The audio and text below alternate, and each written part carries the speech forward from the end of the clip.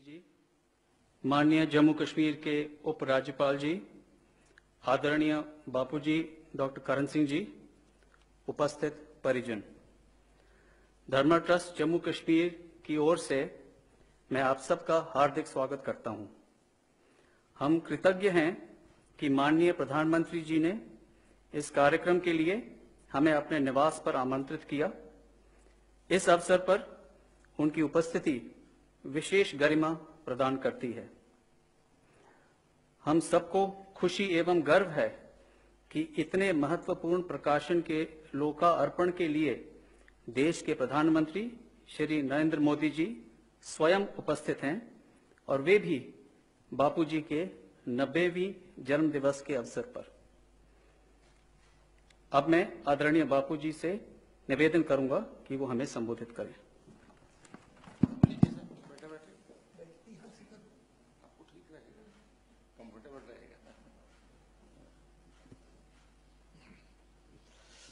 आदरणीय प्रधानमंत्री जी, जम्मू कश्मीर के उपराज्यपाल महोदय और इस सभागार में उपस्थित भाइयों बहनों प्यारे बच्चों,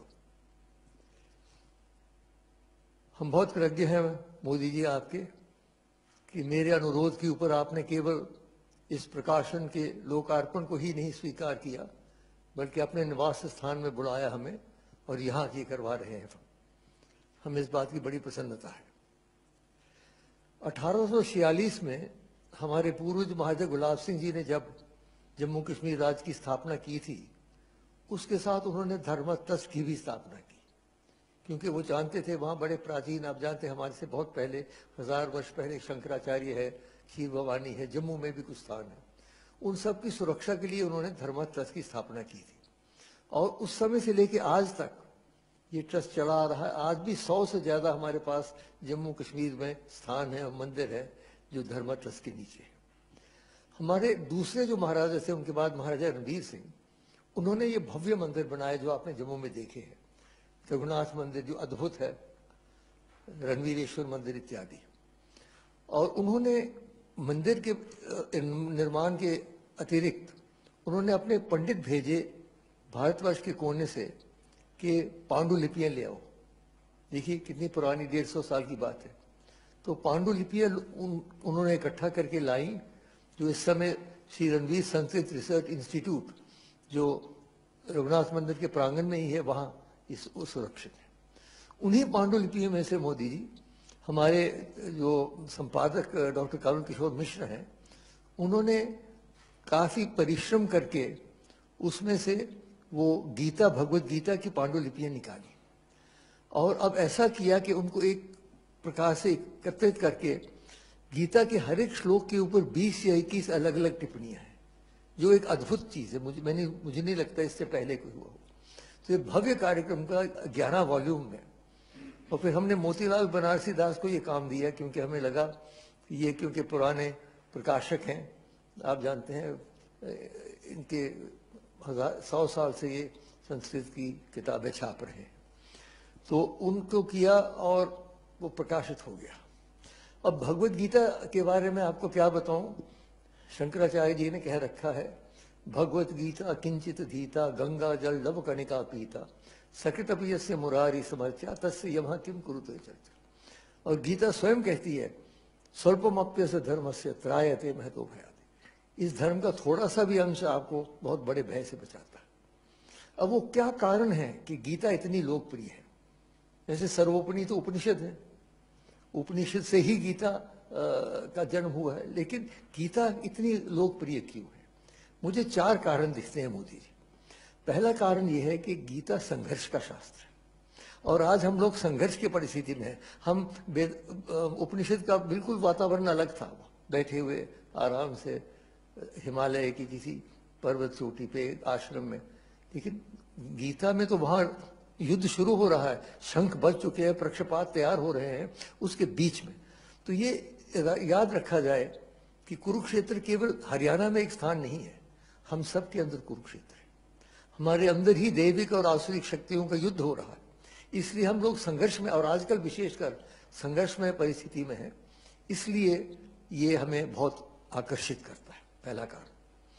दूसरा कारण ये है कि भगवत गीता के गुरु का विलक्षण स्वरूप, हर एक उपनिषद के गुरु हैं, आप जानते हैं, याज्ञवल्क्य हैं, जनक हैं, अंगिरस इत्यादि हैं, लेकिन यहां तो भगवान श्री कृष्ण स्वयं है। कस्तूरी तिलकम ललाट फलके वक्षस्थले कौस्तुभम नासाग्रे नवमौक्तिकम करतले वेणुम करे कंगनम सर्वांगे हरिचंदनम च कलयन कंठे च मुक्तावलीम गोप स्त्री परिवेष्टितो विजयते गोपाल चूड़ा। जहां कृष्ण स्वयं गुरु हो उसका तो आकर्षण होना ही है, बड़ा मुश्किल। तीसरी बात मोदी जी, जो गीता में गुरु और शिष्य का एक अद्भुत संबंध है वो मैंने और कहीं नहीं देखा। जब विराट स्वरूप दर्शन हो जाता है, अर्जुन प्रणाम करते हैं, तस्मात् प्रणम्य प्रणिधाय कायम प्रसादयाम, तो हम ईश मीड, मैं साष्टांग करता हूँ। किस प्रकार का व्यवहार मांगते हैं?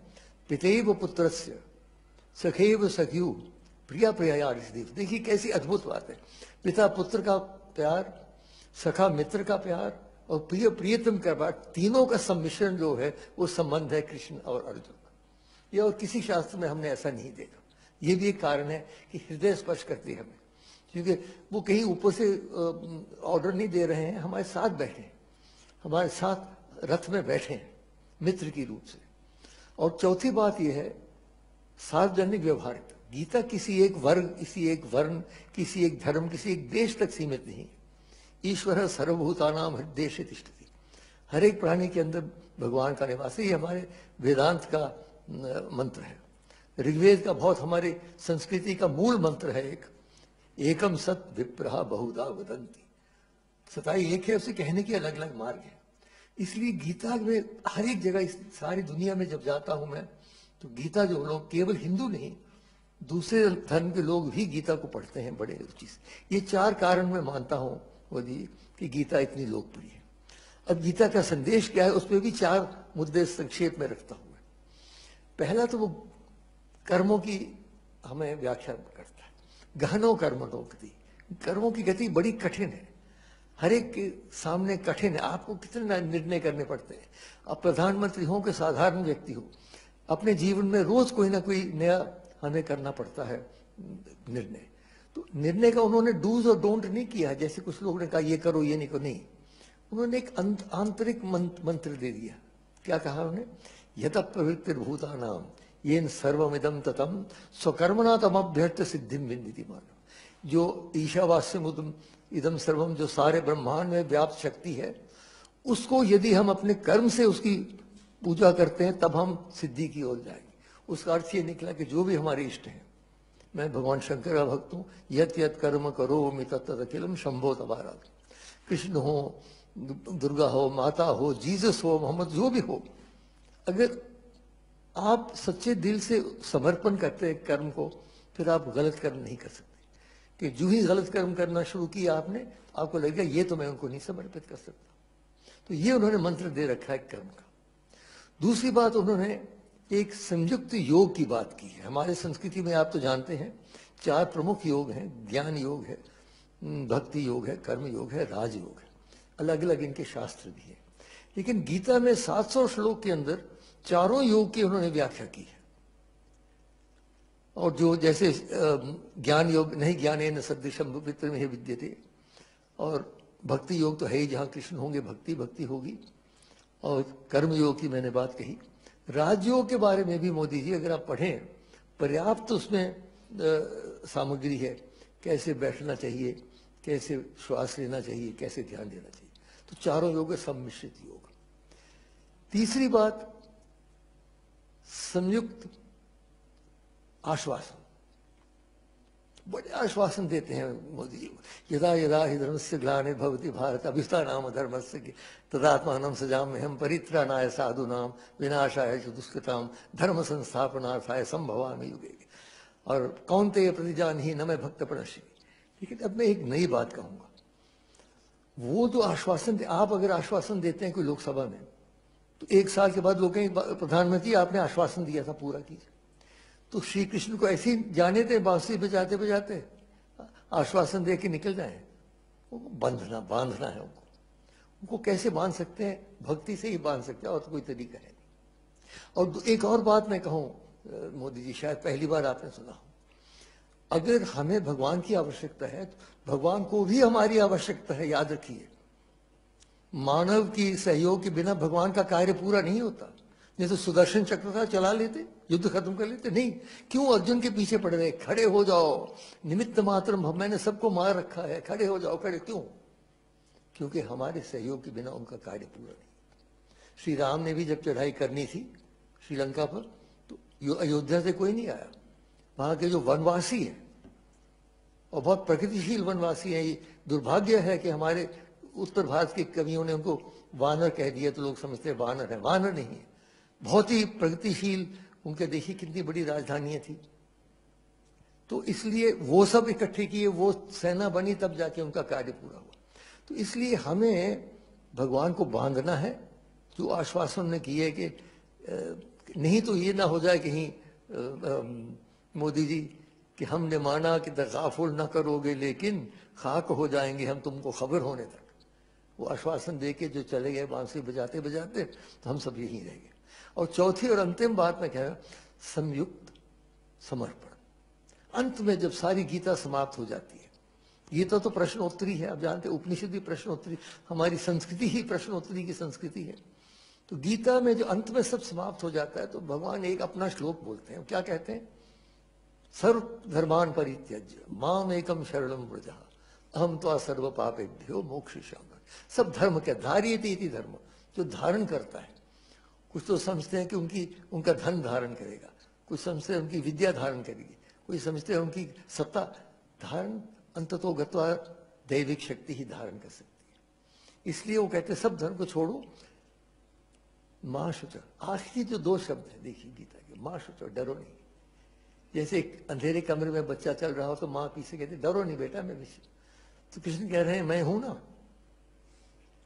इसलिए अंत में मैं श्री कृष्ण के प्रति ही एक श्लोक अर्पित करता हूं, जिसमें हम कह रहे हैं, उनको प्रार्थना कर रहे हैं कि हे भगवान, आप कृपा करके आज ही हमारी चेतना को अपने कृपा में ले लीजिए।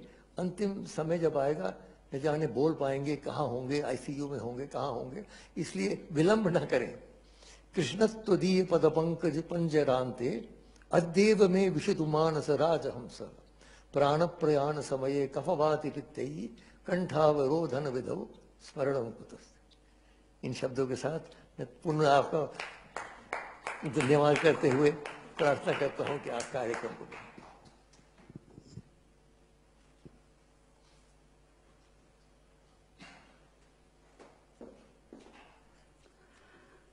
अब मैं प्रधानमंत्री जी, उपराज्यपाल जी और डॉक्टर करण सिंह जी से निवेदन करूंगा कि बुक रिलीज करें, और प्रधानमंत्री जी बटन दबा के बुक रिलीज करेंगे।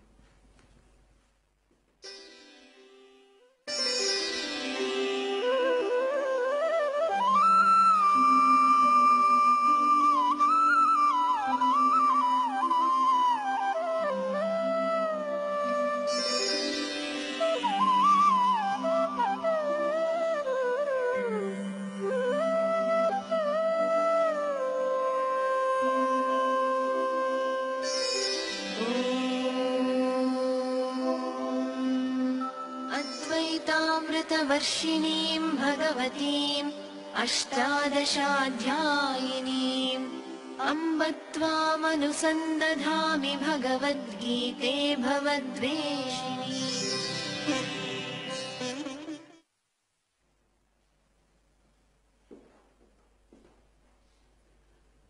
अब मैं प्रधानमंत्री जी, उपराज्यपाल जी और डॉक्टर करण सिंह जी से निवेदन करूंगा कि बुक की फिजिकल कॉपीज रिलीज करें।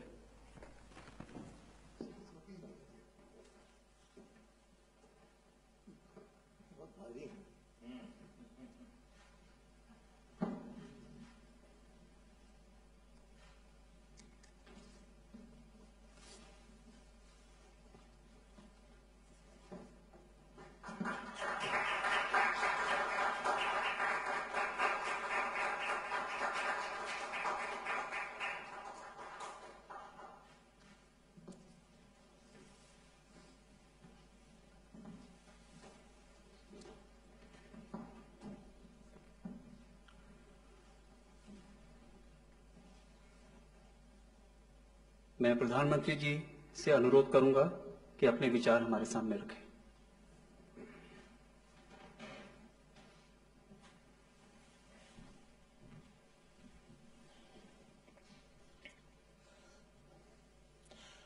कार्यक्रम में मेरे साथ उपस्थित जम्मू कश्मीर के लेफ्टिनेंट गवर्नर श्रीमान मनोज सिन्हा जी, धर्मार्थ ट्रस्ट के chairman trustee doctor Karan Singh ji, इस कार्यक्रम में उपस्थित अन्य सभी महानुभाव, देवी और सज्जनों, आज हम श्रीमद् भगवद गीता की 20 व्याख्याओं को एक साथ लाने वाले 11 संस्करणों का लोकार्पण कर रहे हैं। मैं इस पुनीत कार्य के लिए प्रयास करने वाले सभी विद्वानों को, इससे जुड़े हर व्यक्ति को और उनके हर प्रयास को आदरपूर्वक नमन करता हूं और उनको मैं बहुत बहुत बधाई देता हूं। आपने ज्ञान का इतना बड़ा कोष आज के युवाओं और आने वाली पीढ़ियों के लिए सुलभ करने का एक बहुत ही महान काम किया है। मैं डॉक्टर करण सिंह जी का भी विशेष रूप से अभिनंदन करता हूं, जिनके मार्गदर्शन में ये कार्य सिद्ध हुआ है।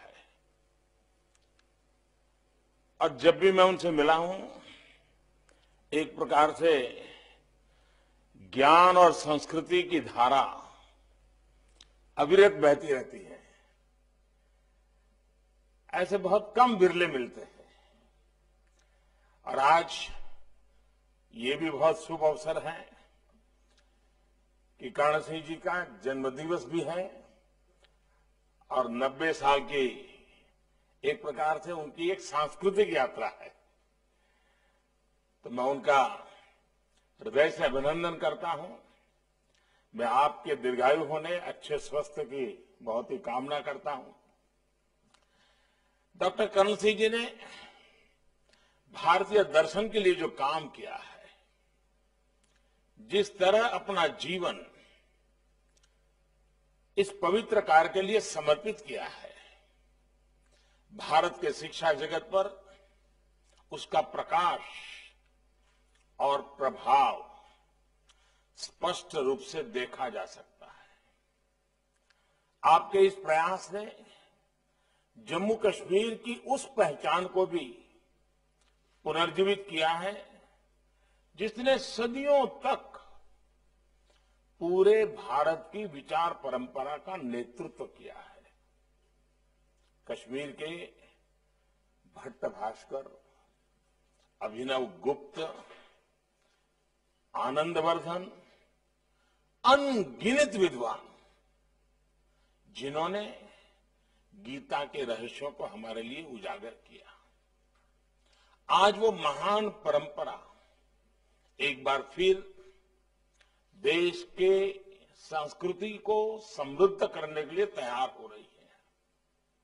ये कश्मीर के साथ साथ पूरे देश के लिए भी गर्व का विषय है।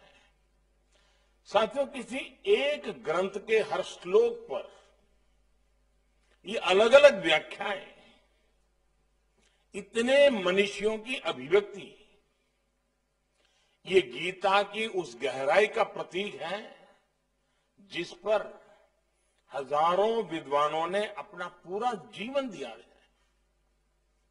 ये भारत की उस वैचारिक स्वतंत्रता और सहिष्णुता का भी प्रतीक है, जो हर व्यक्ति को अपना दृष्टिकोण, अपने विचार रखने के लिए प्रेरित करती है। किसी के लिए गीता ज्ञान का ग्रंथ है, किसी के लिए सांख्य का शास्त्र है, किसी के लिए योग सूत्र है, तो किसी के लिए कर्म का पाठ है। और मैं जब गीता को देखता हूं तो मेरे लिए ये उस विश्वास के विश्व रूप समान है जिसका दर्शन हमें 11वें अध्याय में होता है।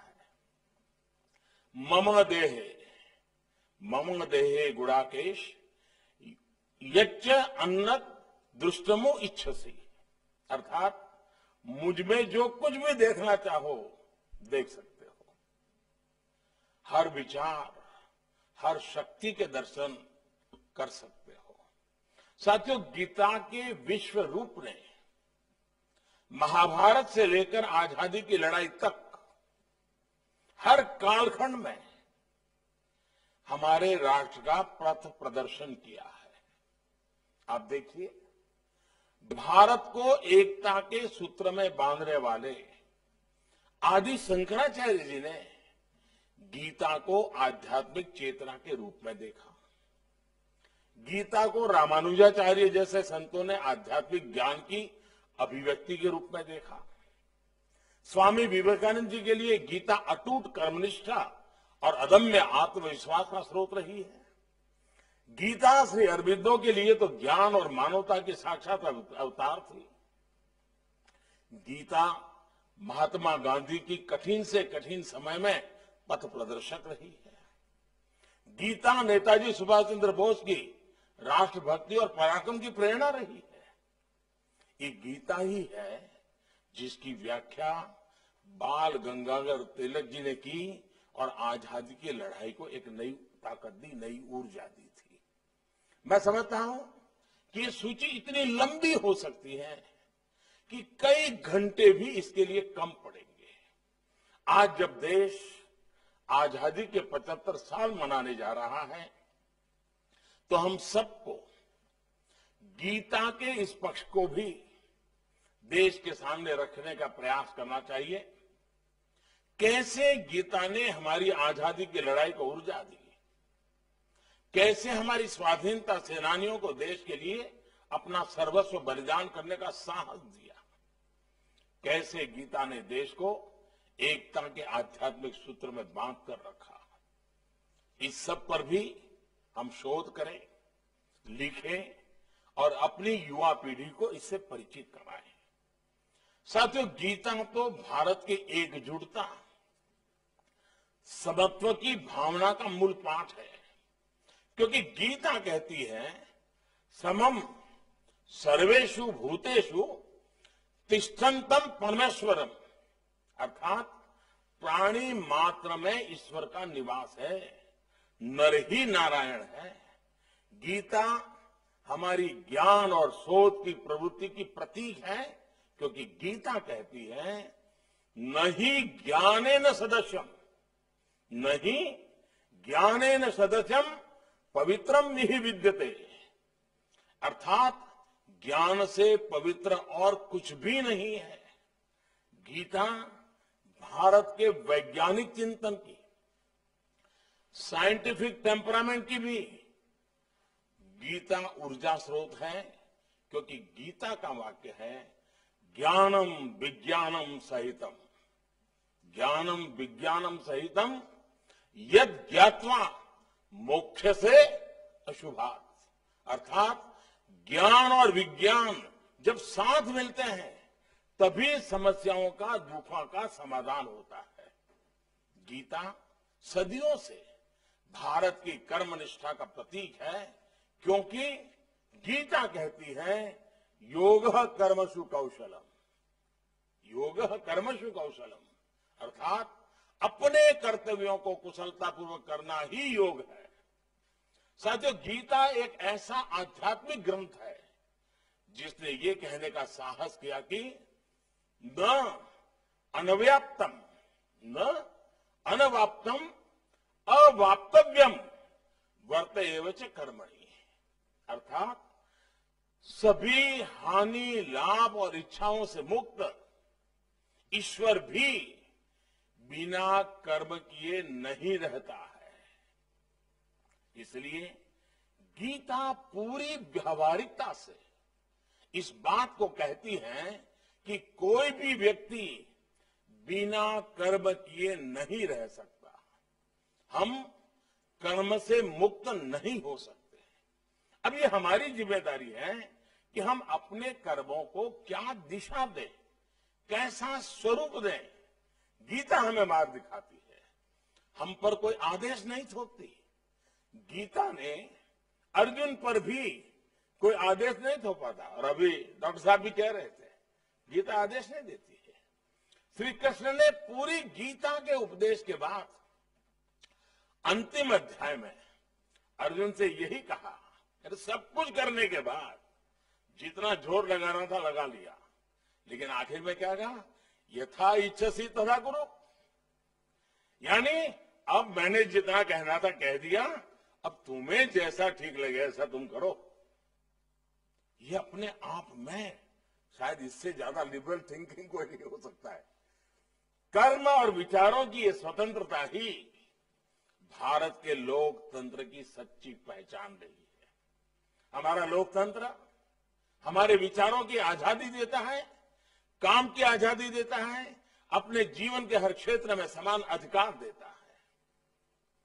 हमें ये आजादी उन लोकतांत्रिक संस्थाओं से मिलती है जो हमारे संविधान की संरक्षक है। इसलिए जब भी हम अपने अधिकारों की बात करते हैं तो हमें अपने लोकतांत्रिक कर्तव्यों को भी याद रखना चाहिए। आज कुछ लोग ऐसे भी हैं जो इसी कोशिश में रहते हैं कि कैसे संवैधानिक संस्थाओं की गरिमा पर, उनकी विश्वसनीयता पर चोट की जाए।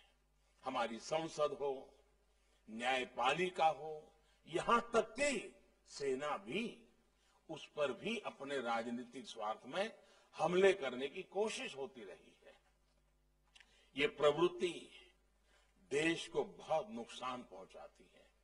संतोष की बात है कि ऐसे लोग देश की मुख्य धारा का प्रतिनिधित्व नहीं करते हैं। देश तो आज अपने कर्तव्यों को ही संकल्प मान करके आगे बढ़ रहा है। गीता के कर्मयोग को अपना मंत्र बनाकर देश आज गांव, गरीब, किसान, मजदूर, दलित, पिछड़े, समाज के हर वंचित व्यक्ति की सेवा करने में उनका जीवन बदलने का प्रयास कर रहा है।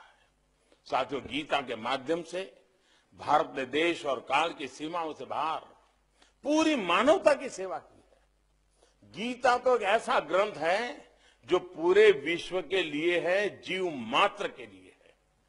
दुनिया की कितनी ही भाषाओं में इसका अनुवाद किया गया, कितने ही देशों में इस पर शोध किया जा रहा है, विश्व के कितने ही विद्वानों ने इसका सानिध्य लिया है। ये गीता ही है जिसने दुनिया को निस्वार्थ सेवा जैसे भारत के आदर्शों से परिचित कराया।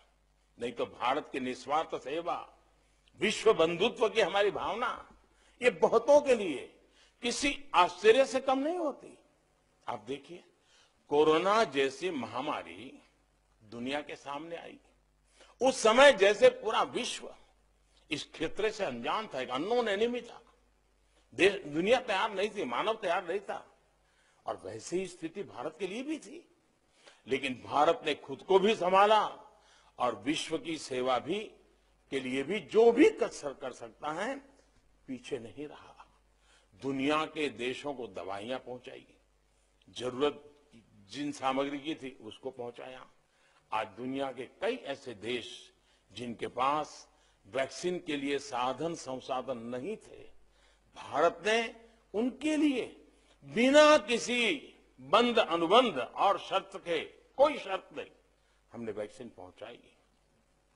वहां के लोगों के लिए भी ये सेवा किसी सुखद आश्चर्य से कम नहीं है। उनके लिए ये अलग ही अनुभव है। साथियों, इसी तरह दूसरे देशों के भी जो लोग दुनिया में अलग अलग जगह फंसे थे, भारत ने उन्हें भी सुरक्षित निकाला, उनके देश पहुंचाया। इसमें भारत ने नफा नुकसान का कोई गणित नहीं लगाया। मानव मात्र की सेवा को ही कर्म मानकर भारत ने यह कर्तव्य निभाया।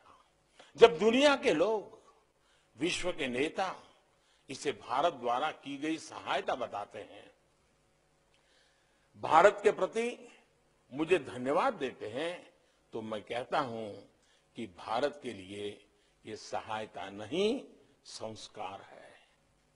भारत की दृष्टि में ये महानता नहीं, मानवता है। भारत सदियों से इसी निष्काम भाव से मानव मात्र की सेवा कैसे करते आ रहा है, ये मर्म दुनिया को तब समझ आता है जब वो गीता के पन्ने खोलती है। हमें तो गीता ने पग पग पर यही सिखा है, कर्मण्येवाधिकारस्ते मा फलेषु कदाचन, यानी बिना फल की चिंता किए निष्काम भावना से कर्म करते रहो। गीता ने हमें बताया है, युक्तः कर्म फलम त्यक्त्वा शांतिम अपनोति नैष्ठिकीम्, अर्थात फल या लाभ की चिंता किए बिना कर्म को कर्तव्य भाव से, सेवा भाव से करने में ही आंतरिक शांति होती है। यही सबसे बड़ा सुख है, सबसे बड़ा अवॉर्ड है। साथियों, गीता में तामसिक, राजसिक और सात्विक 3 प्रवृत्तियों का वर्णन भगवान कृष्ण ने दिया है।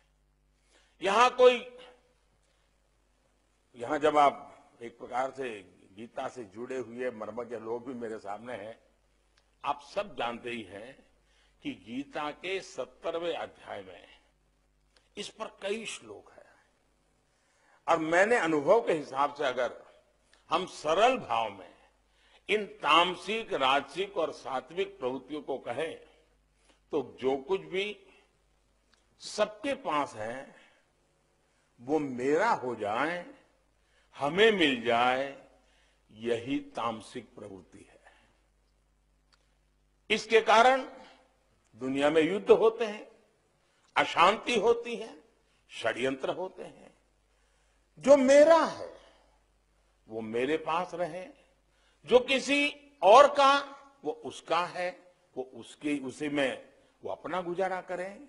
ये राजसिक यानी सामान्य दुनियावी सोच है। लेकिन जो मेरा है वो उतना ही सबका है। मेरा सब कुछ मानव मात्र का है, ये सात्विक प्रवृत्ति है। इसी सात्विक प्रवृत्ति पर भारत ने हमेशा से अपने मानवीय मूल्यों को आकार दिया है, समाज का मापदंड बनाया है। हमारे यहाँ परिवारों में भी बच्चों को भी सबसे पहले यही सिखाते हैं, कुछ भी मिले पहले सबको बांट दो, बाद में खुद रखो। मैं मेरा नहीं करते, मिलकर चलते हैं। इन्हीं संस्कारों के कारण भारत ने कभी अपनी पूंजी को, अपने ज्ञान को, और अपने आविष्कारों को केवल आर्थिक आधार पर नहीं देखा। हमारा गणित का ज्ञान हो, टेक्सटाइल हो, मेटलर्जी हो, जैसे कई प्रकार के व्यापारिक अनुभव हो, या फिर आयुर्वेद का विज्ञान हो, हमने इन्हें मानवता की पूंजी माना। आयुर्वेद का विज्ञान तो उन युगों से मानवता की सेवा कर रहा है जब आधुनिक मेडिकल साइंस इस रूप में नहीं था। आज भी जब दुनिया एक बार फिर से हर्बल और नेचुरल की बात कर रही है, ट्रीटमेंट से पहले हीलिंग की ओर देख रही है, आज जब आयुर्वेद पर अलग अलग देशों में शोध हो रहे हैं तो भारत उसे प्रोत्साहित कर रहा है, अपनी मदद भी दे रहा है। अतीत में भी हमारे प्राचीन विश्वविद्यालयों में विदेशी छात्र आए, विदेशी यात्री आए, हर किसी को हमने अपना ज्ञान विज्ञान पूरी उदारता से दिया। हमने जितनी ज्यादा प्रगति की उतना ही मानव मात्र की प्रगति के लिए और प्रयास हम करते रहे हैं। साथियों, हमारे यही संस्कार, हमारा यही इतिहास आज आत्मनिर्भर भारत के संकल्प के रूप में एक बार फिर जागृत हो रहा है। आज एक बार फिर भारत अपने सामर्थ्य को संवार रहा है ताकि वो पूरे विश्व की प्रगति को गति दे सके, मानवता की ओर ज्यादा सेवा कर सके। हाल के महीनों में दुनिया ने भारत के जिस योगदान को देखा है, आत्मनिर्भर भारत में वही योगदान और अधिक व्यापक रूप में दुनिया के काम आएगा। इस लक्ष्य को पूरा करने के लिए आज देश को गीता के कर्मयोग की जरूरत है। सदियों के अंधकार से निकलकर एक नए भारत के सूर्योदय के लिए, आत्मनिर्भर भारत के निर्माण के लिए हमें अपने कर्तव्यों को पहचानना भी, उनके लिए कृत संकल्प भी होना है। जैसे भगवान कृष्ण ने अर्जुन से कहा था, क्षुद्रम हृदय दौर्बल्यम त्यक्त्वा उत्तिष्ठत परंतप, अर्थात छोटी सोच, छोटे मन और आंतरिक कमजोरी को छोड़कर अब खड़े हो जाओ।